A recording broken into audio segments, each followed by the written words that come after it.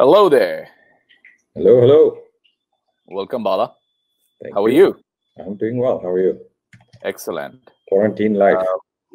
We are live on our first live chat for Fullcast to talk about all things related to go-to-market planning.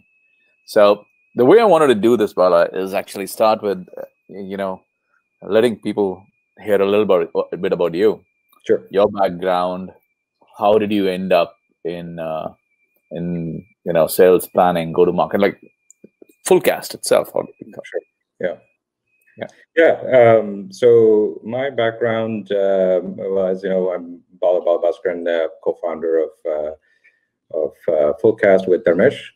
And so when we came upon this idea and started the company about 3 years ago to focus on really building a revenue platform, a revenue operations platform for ops people, and allowing them to be more agile, more efficient in the day-to-day business of running a revenue engine, right? Whether that be your sales operations functions or customer operations and so on. So how did we come about this?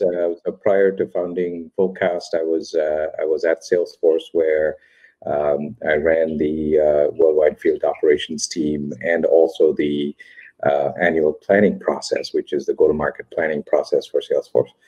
And that was quite a bit of experience, kind of building a set of automation, dealing with sort of the practical problems of planning, and then being able to deliver territories to your salespeople, before they go live at the beginning of the fiscal year, but then also continuing to support them throughout the year with moves, ad changes, and all of the daily challenges that most operations teams face, be it data quality issues in your CRM, be it people changing roles and moving, people coming into the business, people leaving the business.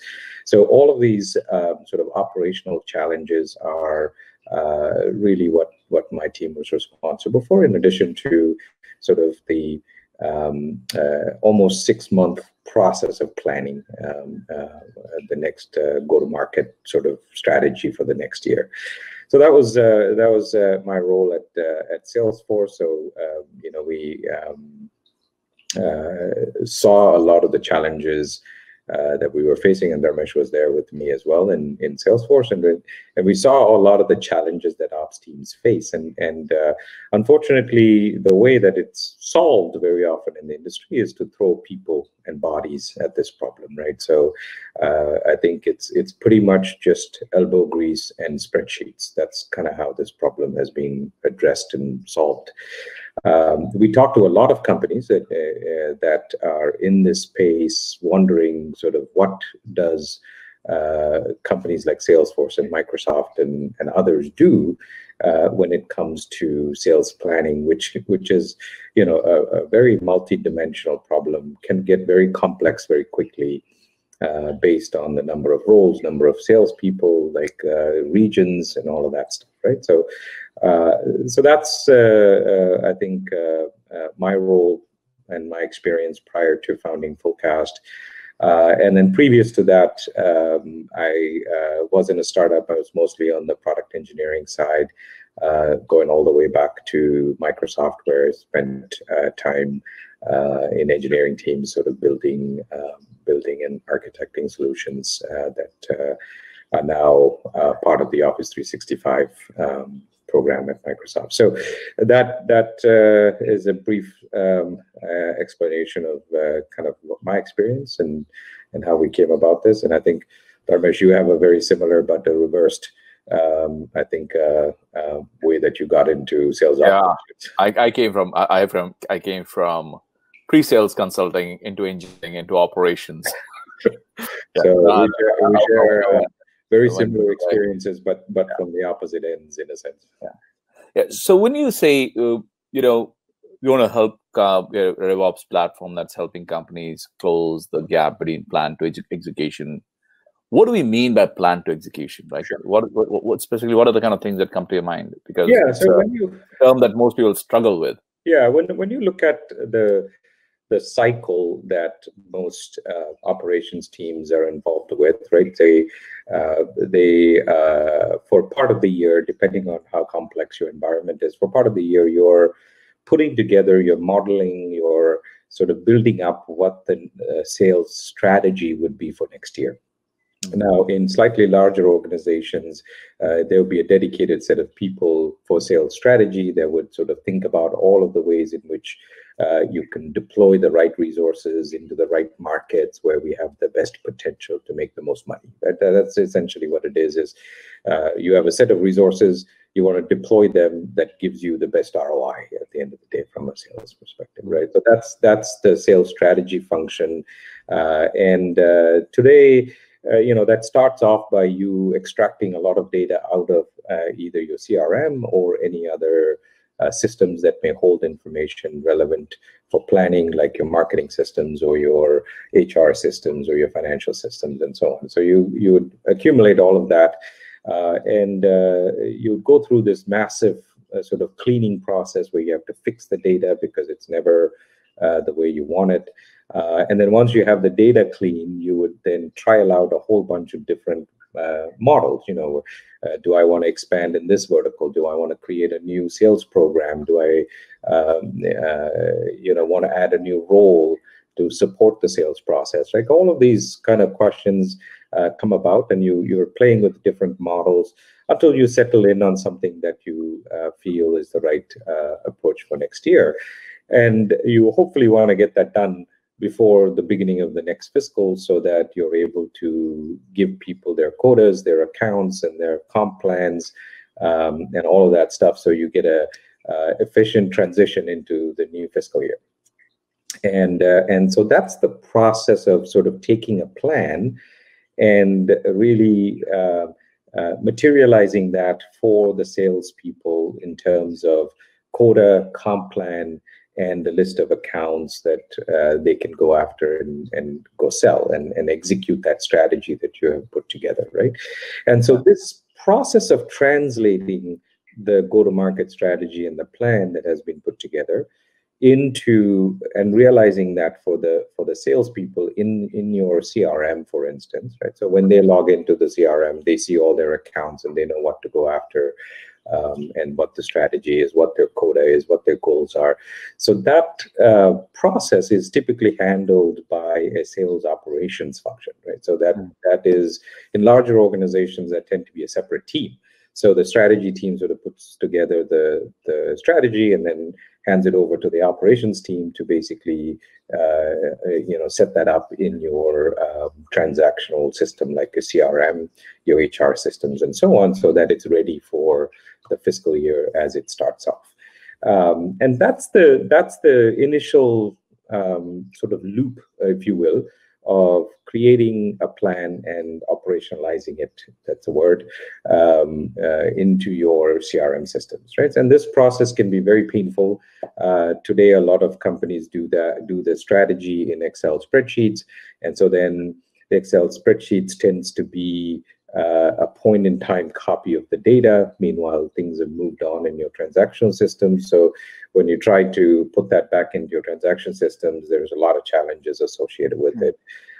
You're translating not just who owns what accounts and things like that, but you're also translating what are the rules of engagement, right, with this new go-to-market model, right? Where do leads need to get routed to? Where do what's the operational sort of policies that you have to, sales policies that you have to enforce at runtime, so that you can keep your execution in line with the strategy that was defined. Right? So when you say plan to execution, the planning, I get it, like it's all the the stuff that we do in spreadsheets generally, right? Territories, quotas, and who's covering what. The operationalization of the plan is what you calling the execution side, which is being done by the ops team generally. That's right. So on that, one thought just came up was, so today, I know when we were at Salesforce, right, we looked at Anaplan, for example, right? Uh, is that a planning tool? Is that a modeling tool? Because there's a lot of times people think it's a planning tool, but what we've kind of understood is, people try to figure it out if it's for modeling, or why can't we take that tool and use it against execution? A couple of things. Anaplan and tools like that are really modeling tools, right? And they're sort of there to create complex models and to be able to calculate and instead of doing it in Excel, doing it in Anaplan gives you a lot of flexibility. One, it's a multi-user system, and two, it is something that scales better than a spreadsheet, right? And so that allows you to then build out your models, try out different models, compare models, do all that kind of stuff. But it's not really a platform that you can just operationalize that into your CRM systems, right? So that translation still needs to happen. That translation is where a lot of the issues come about, if you will. So you have a pristine plan that you can, let's say, put together in an Excel spreadsheet, if Excel is able to handle it, or put it together in Anaplan. You still have to take that model and make it real for the salesperson, right? And that whole process of doing that is still something that is, in most cases, done manually. So while it may help with the modeling aspect of it, it doesn't really help you with the runtime, if you will, or the execution side of the house to allow for this plan to be quickly realized in your sales environment. And the other thing is, it's also not meant to, as a modeling environment, really, and it's also a very generic modeling environment, allowing you to model, sales models to financial models to supply chain models so it's built in a way that is fairly generic. And so you have to do a lot of work to build those models. And that's where, you would employ the services of a global SI in order to come in and do that. It's sort of very similar to, I would say, building Excel templates, right? And so the SIs would come in and sort of help you put together what your model is. And the way that we think about it is slightly different, right? So Anaplan comes at planning from a modeling perspective. What we think about it is very much as a purpose-built system, right? A platform for planning and execution, right? So we know that really the biggest challenge with planning is that once you plan, you need to execute it, and you need to be able to track progress against the plan, right?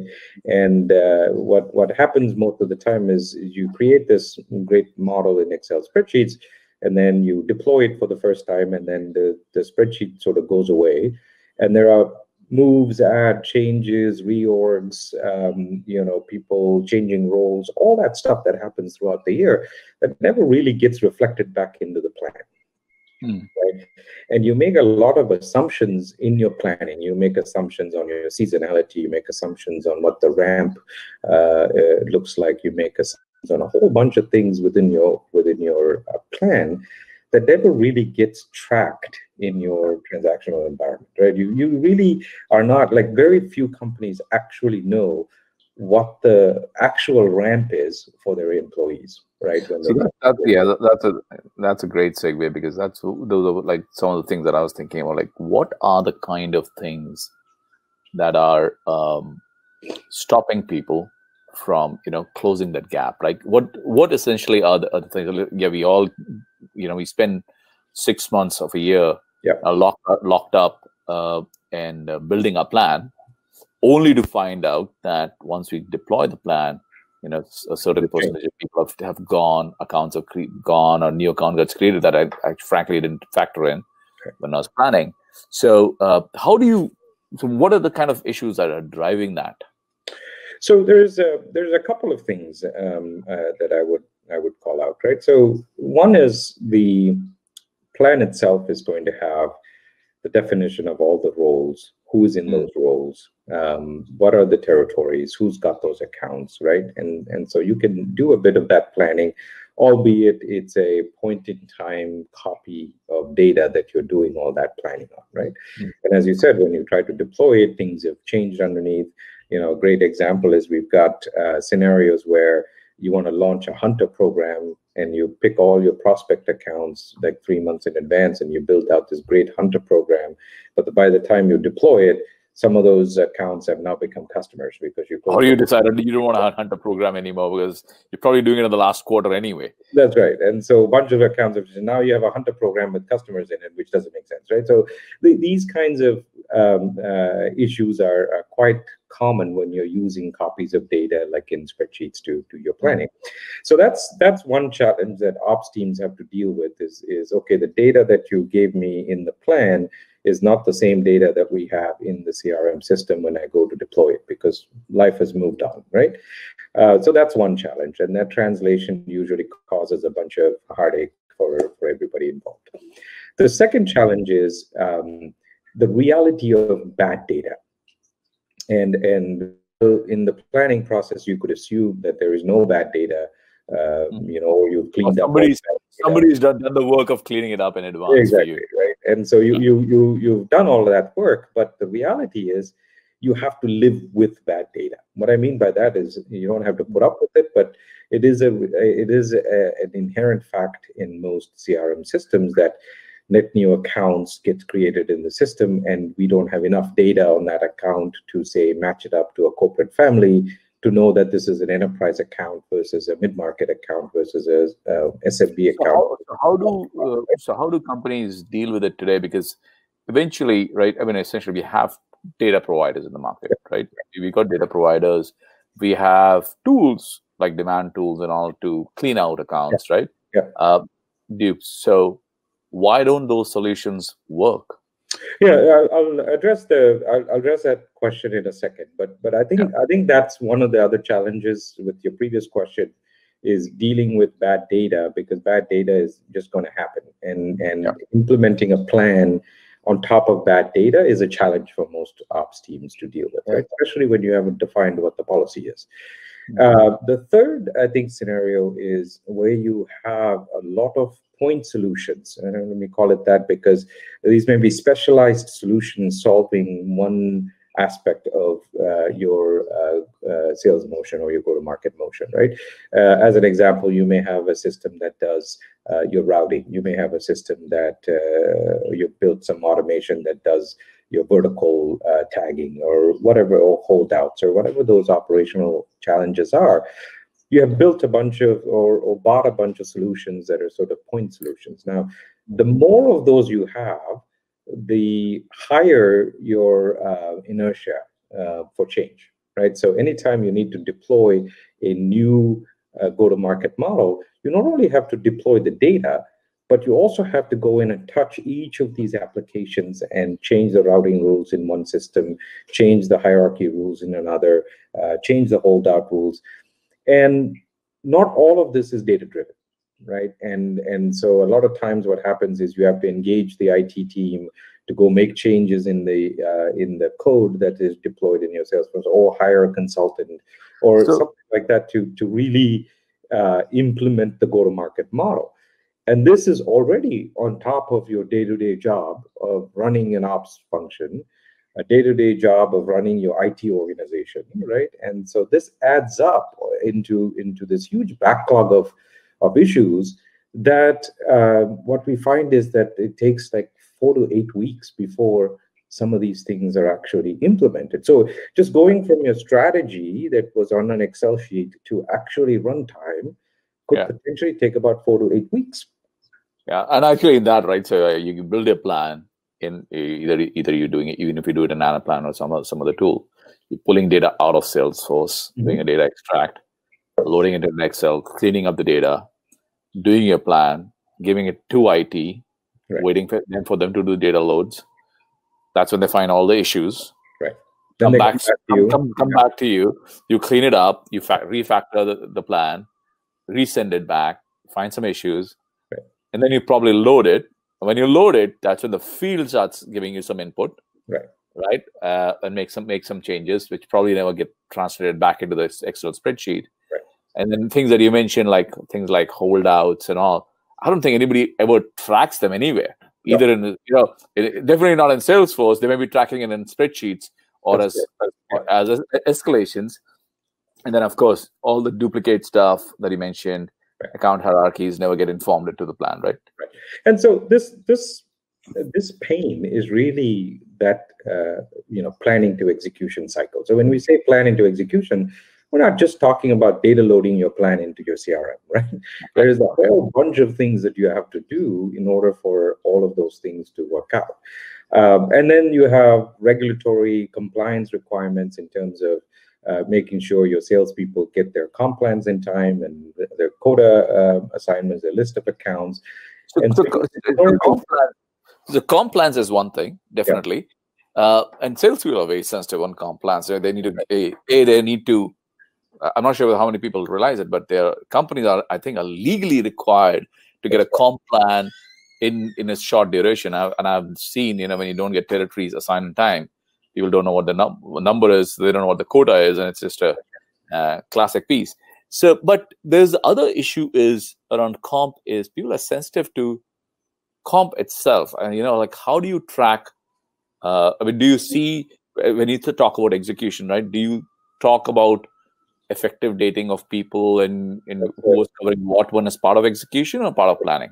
No, that's part of execution, right? Because the changes, the moves, etc., that happen throughout the year, you need to be able to audit exactly who was on the account at the time a deal closed, or who worked. And this is done by the field operations teams generally. And this is done by mostly the operations teams, right? And they have to track it. They have to be able to support queries that they would get from the sales team from their when their comp checks are issued, right? They'll go, well, my spreadsheet says this, and how did you get to this number?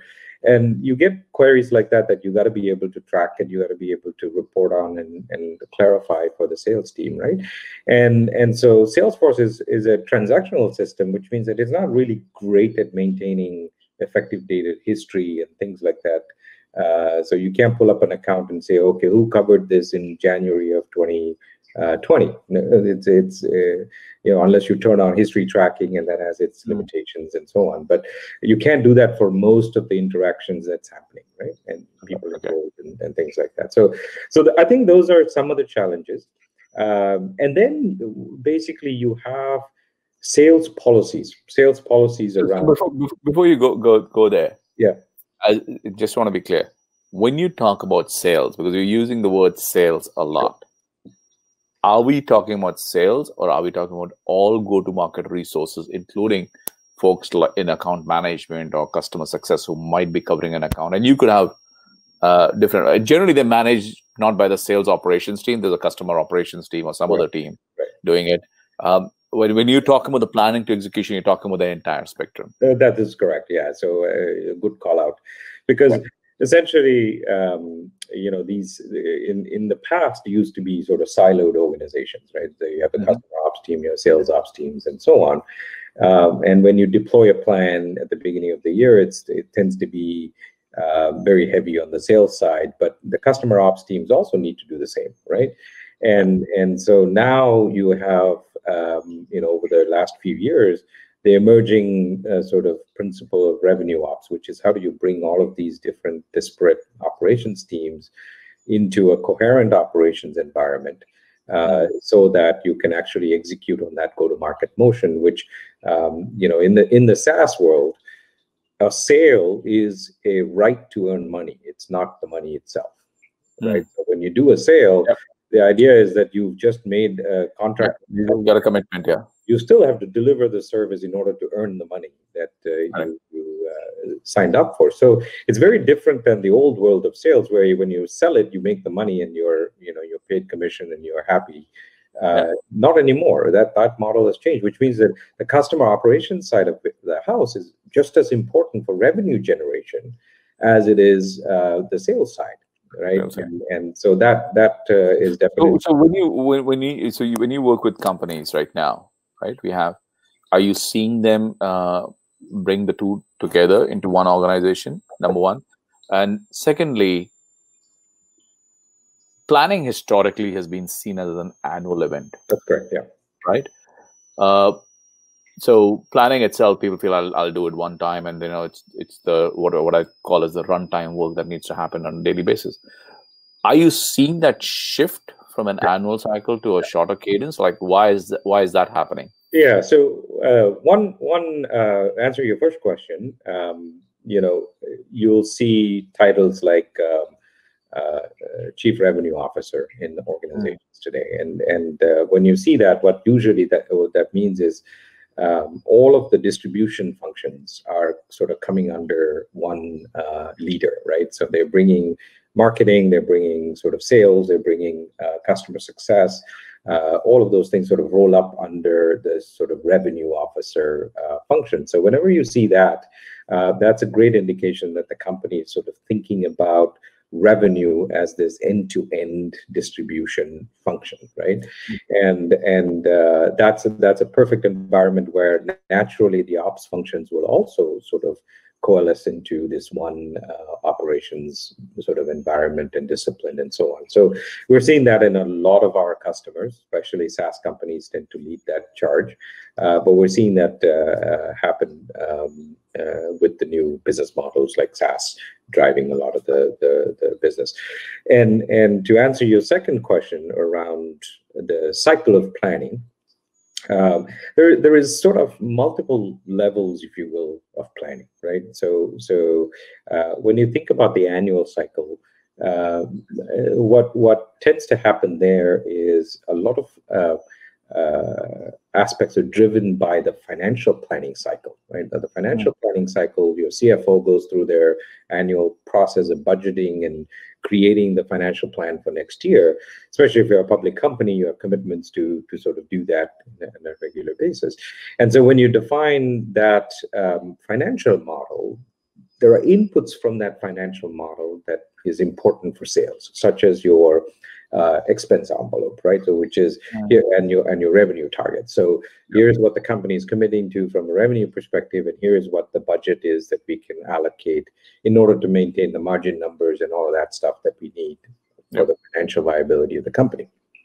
So those then become inputs into the sales planning process. So you have to take that expense envelope and the revenue target that finance sort of lays out, and then you have to break that down all the way into how many people do I need to hire, what roles do I need to hire them in, what accounts do I give them, which markets do I go into, what's giving me the most ROI for how I want to deploy that expense envelope, right? So that exercise is a follow-on from the financial model. Yeah. Now, you may not do financial recasting every month, right? You would probably do that every quarter at the most, but they tend to be a lot more stable in terms of volatility and so on, because you want to show that the company has projected out what next year's performance would look like, and so there needs to be stability in that. But when you translate that into sales, now you're adding a lot more variables like people and in roles, how many people are you going to hire, where you're going to hire them, blah, blah, blah, right? So all of that translation, unfortunately, is not something that is static, because people change, the market conditions change, and your ability as a sales organization to respond to those market conditions is what allows you to be successful, in my mind. Right, and your ability to say, hey, we tried out this new sales program, that's not working, let's reorganize it and let's go over here, right? And being able to respond to the market in that way is what allows teams to sort of be successful, sales teams to be successful, and the flexibility that sales managers have to be able to deploy the right resources and in the right capacity and so on. So that flexibility means that this exercise of planning which territory, which accounts, which people in what roles is almost a continuous thing, right? And so things change. Are you seeing companies doing planning every 3 months now, or updating plans? Or we like to think of it as a more continuous planning, right? And so it's not necessarily a time frame associated with it. Different businesses. Just hang on. So I can't, because that's an important one. I can't change my field coverage and people in the field, right, on a continuous basis. So when you say continuous planning, you're saying you will plan continuously, but you choose to make execution changes on whatever time cycle that you might want. That's right. And so when we say plan continuously, you are planning for where things are working and where things are not working. Yeah. It doesn't always mean an entire overhaul of everything that you did at the beginning of the year. It means tweaks everywhere, right? Yeah. You may reorganize one business unit, you may move certain people into certain roles, rearrange the structure of the roles, rearrange how people get leads. Like all of these things are sort of micro changes that you will continue to sort of make to your plan to optimize it for the market condition that you're seeing. Now, COVID is a great example of something in the market that nobody had control over, but every company has to figure out how to respond to it, right? Are you seeing some of your customers how they plan using? Well, everybody has to recast everything now, right? I mean, from a COVID perspective, they have to look at what the impact is. Now, companies are doing really, really well. This is a great opportunity for some companies that service sort of essential services, right? Other companies are struggling. Yeah. So so COVID is what it has done is essentially shifted the purse from one set of companies to another set of companies, right? Yeah. And so some companies are recasting for growth. Some companies are recasting for a reduction, right? And this exercise 2 months later, if everything opens up again, will have to change. You have to readjust, and you have to say, okay. So if you're thinking about COVID, right? In this scenario, we had a certain territory segment. Yeah. I want to redo segments. I want to create more micro segments. Yeah. So those are the kind of things that you would do on the planning side and be able to execute against this. Is what you're seeing. That is when you talk about shortening the cycle and doing continuous planning. That's essentially what you're hinting at. Like I said, right? So the growth sectors during this pandemic,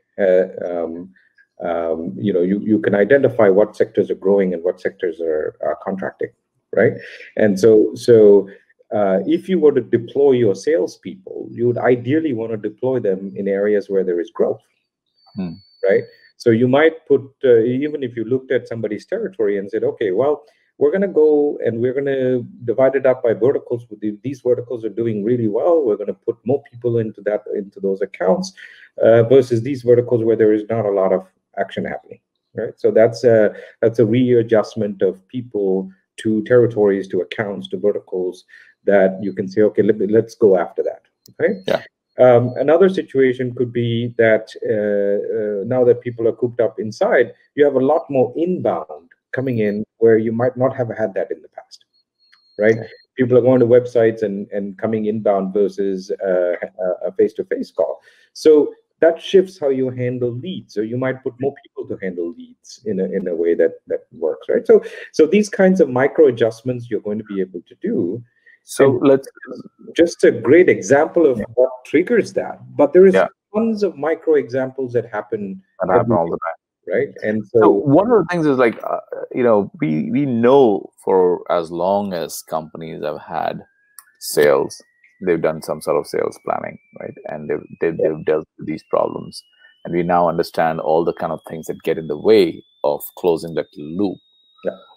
If you were to work with someone today, right, what would be this kind of thing that you will say, these are the things that you should look at doing in order to shorten that gap? Right? How should companies look at investment lens? Like for example, is it a good to have the ability to plan, right? Or a necessary investment, especially now in this environment where people are thinking in terms of anything that's discretionary, I have to really think. Yeah. It's unfortunate to see some of our colleagues looking for roles right now, right? So the kind of things is like, how can teams do more with less, actually? Right. How would you advise them? Yeah, I mean, I think there is, that's the premise of Fullcast, right? And that's really what we try to do. And I think the challenges are a fewfold. One is, you want to be responsive to the sales team. As an ops function, your agility is key. Yeah. And so, sales guys don't care what the ops guy's life is. They're just like, no, you don't come between me and my deal. No, they don't. And most sales managers know that somebody is preparing the strategy, somebody's working the ops function, somebody's doing all this stuff, and you have a nice little report on your desk on Monday mornings that you can look at. They don't really know what it takes to pull that together, right? Now, most sales managers will realize that there is an ops problem only when things don't work, not when things are working. Nobody realizes that when things are working, right? So the agility is important for an ops function. So if you look at investment, then the investments need to go into those scenarios which allows the ops function to respond in an agile manner to the requirements of the sales team, right? And you cannot do that with throwing people at it, because however hard you try, throwing more people at that problem is not going to solve it for you. So automation is the only way to sort of address that issue, right? Is to really tackle that problem at scale. It's not go hire 10 more people. And especially in a situation like COVID, you're not getting the 10 more people headcount from an ops perspective. It's better to deploy that 10 headcount into sales than it is to deploy that into operations. So most ops teams that I know of are already operating, even in the non-COVID scenario, in a constrained budget, because ops functions need to have some control in terms of how much is spent on the revenue dollar. For every dollar in revenue that's generated, you have to control how much ops you're actually putting into it, right? And so there is already sort of some ceiling or some controls that most CFOs would put in to make sure that the ops functions don't go out or go crazy, because that's expenses that cuts into your margin, right? And so with that constraint, like, you cannot assume that I'll just scale this by throwing bodies at this problem. That just doesn't work. You will end up burning out people, and it's not a very happy or a high job satisfaction role because of that reason, right? And so the only way to solve that is through automation. And what do you automate? So what you need to automate is the responsiveness of the ops function to the requirements of the sales team, whatever those requirements have. So let's go back, right? This is going back to almost to the beginning, but it's an important, at least for me, an important lenses. So you've supported a variety of sales leaders, and they had a lens of what they wanted from ops, right? What were the kind of things that were like, they were like, just get it done. Like, I don't want to, this is noise. I don't want to be spending time in this, right? I expect ops to do it, but they had to deal with it. They're like, right. I have a case in mind, which is like the field ops escalation we used to have at Salesforce. Right. That's one of the scenarios that I used to hear, execs complain, like, why am I spending time doing this, right? So what will be some of those things that you'll say sales CROs and, will say that I would love to see this automated, versus areas where CROs are saying, I expect this is the kind of value that a sales operations team or my sales strategy team should be driving for me? Yeah, I think if you look at the spectrum of things that a sales operations team does, right, the most valued sort of aspect of sales operation is I get the type of data that I want to make the decisions I want to make, right? So there's clean data, there is insights that you're providing to me as a sales leader or as a revenue leader that tells me where my problem spots are, that predicts out where my challenges are going to be, so that I can look forward and make changes, right? Very few ops teams are actually in that realm. But why not? I mean, we've got a proliferation of like tools today, like Salesforce, Einstein, and Clary, and we have forecasting, right? Don't they close the gap? They close the gaps in certain areas, right? And so these are solutions like for forecasting. If you use a solution like Clary for forecasting, and you have all the data that you need in order to make Clary successful, and you have enough of a data quality addressed so that Clary can be successful, then you get better forecasting numbers, right? But what you don't think about is, hey, a fully ramped AE or an account executive in this territory just left, and we have so much deal in the pipeline. What would be the right response to that event? By, do you put somebody else in? What is the ramp time that's involved? Do you hire somebody new into that territory, given what's going on in that territory, right? So being able to deal with it at that level, not just what is my number going to be next month, it's how do I make sure I hit that number, right? And what are the changes? What are the deployment? So two things, right? You're assuming that Clari has, first off, the big assumption you made was Clari has, or Einstein or whatever reporting tool that you have, has access to pristine data, which is rarely the case. Well, I mean, even if it's not pristine, it's a high quality of data for them to be successful, right? And so the ops teams have to do a lot of work to make sure that the high quality of data is delivered to this AI and machine learning environments that can actually then predict with accuracy, a level of accuracy in terms of where things are going to end up. And that's a tall order by itself, right? Yeah. And so that is value. If we can achieve it, that's value that is appreciated by the revenue leader, being able to say, okay, how close to the pin can I get to my forecasting, right?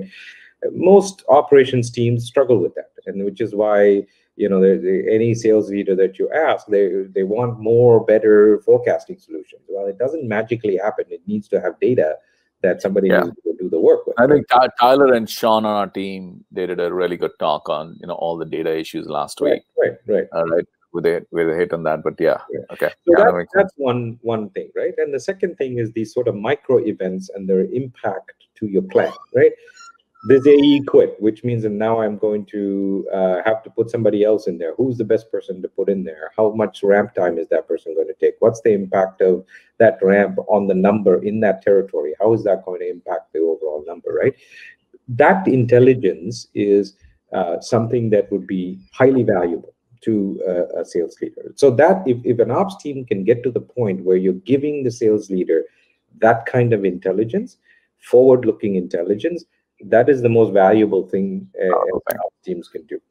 What are the kind of things that they? Sorry, go ahead. So secondly, it's the smooth operations of the daily business of sales. What I mean by that is, I got new hires coming in. Do they get their territories on time? I got people that have changes in roles. There are people that are leaving the business. Are those accounts getting covered appropriately? This stuff nobody notices until it breaks, right? Until a rep complains to the CRO, I haven't had my territory for 2 months. The CRO doesn't know that this is needed, right? In a large organization. So that stuff is sort of almost table stakes for most sales ops teams to ensure that. So why do teams struggle with that kind of stuff? I mean, because goes back to going back to the start of the discussion. This is the kind of thing that people struggle with all the time. This is the backlog, right? It's not that they're not efficient. It's not that they're not working hard. In fact, they're burning out in most cases. They're burning the candle on both ends. But it's just this backlog of manual stuff that gets built up over time that most teams struggle to keep up with. And you can't continue to tackle that with people. You have to do automation in order to be able to reduce that backlog and almost eliminate it. If you can, then this problem goes away. But that takes a specific set of automation to be in place to sort of do that execution part of it, right? So planning to execution. So whenever the plan changes occur, you need to be able to execute it, and you need to execute it very quickly.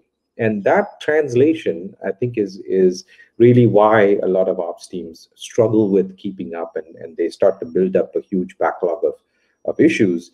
And they're working as hard as they can trying to get through it. But when you're scaling, you can't keep up. Yeah, right? And high growth companies. And then you throw bodies at it, but as we talked about, there is a ceiling to how much bodies you can throw at this. And so then 4 weeks of waiting has to occur before the team is able to get to the problem that the sales team wants solved. 4 weeks is a long time in sales, right? And especially when you're closing deals very quickly. Like if I don't have access to an account, or one very common problem that used to happen is, the cleaning of data. If that doesn't occur very quickly, an SMB rep may close a deal on an account, on a subsidiary of an enterprise account, which may be not what your coverage plan is. Yeah, right? But and then the fight for credit, like and you have to give them credit, so you like double dip into credits, or so that then becomes, it creates its own challenges because you're not able to keep up, right? Yeah. And the data quality issues, because then reps start to complain, and this is something I tell my ops teams all the time, is everything that an ops team does has emotion attached to it. Right? Because this is people's livelihood. You can't just like take accounts away from people. You can't just like close off opportunities and turn off access. This is how they make money, which means there's emotion attached to it. And every time there's emotion attached to it, there is a lot of complaining, a lot of pain that comes out of it. That pain is what most sales leaders see, right? And so they don't see the fundamental problem that's causing that pain. What they see is the pain, and they go, well, why don't you run faster? Why don't you close this faster? Well, you can't close this faster because the backlog is ever increasing. So you get ops teams that get caught up in the cycle. Yeah. And this is the sad part, is that a lot of them are in there. It's like a toad getting cooked, right? And if you cook it slowly, it doesn't notice that it's getting cooked versus if you throw it into hot water. So people tend to focus on running faster versus stepping back and saying, no, we got to take an entirely different approach to how we go about this problem. This requires a different level of automation in order to solve this problem, rather than like going, running faster. It reminds me of Henry Ford's saying that if I went out and did a survey and asked people what they wanted, they would have said faster horses. Right? That's how they've been doing it today.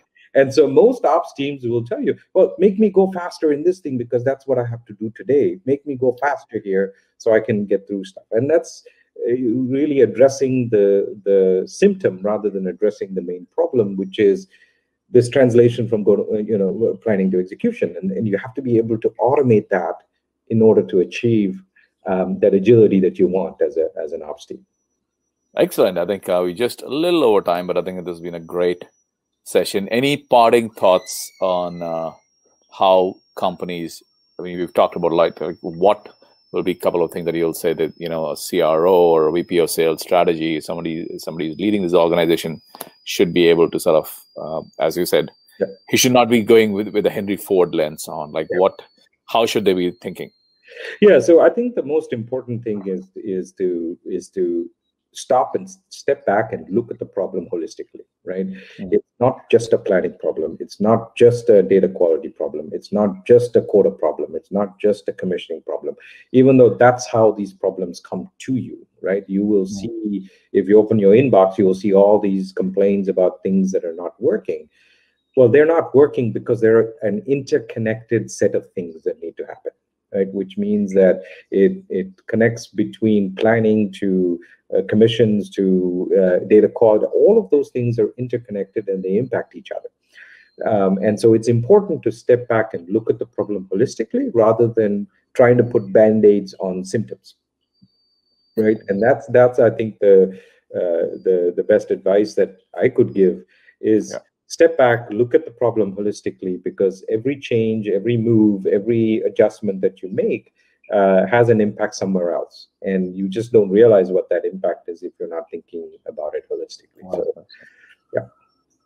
Excellent. Thank you. All right. Good chat. And I think for everybody else, we intend to host these chats every week. Tuesday is 11 a.m. And, if you send your questions, any topics that you would want us to discuss, we're here to chat about anything that's related to go-to-market, as well as if you're interested, we can talk about Fullcast, the platform, the topics will be essentially whatever you want. Thank you. Thank you, Bala. Thank you, Dharmesh.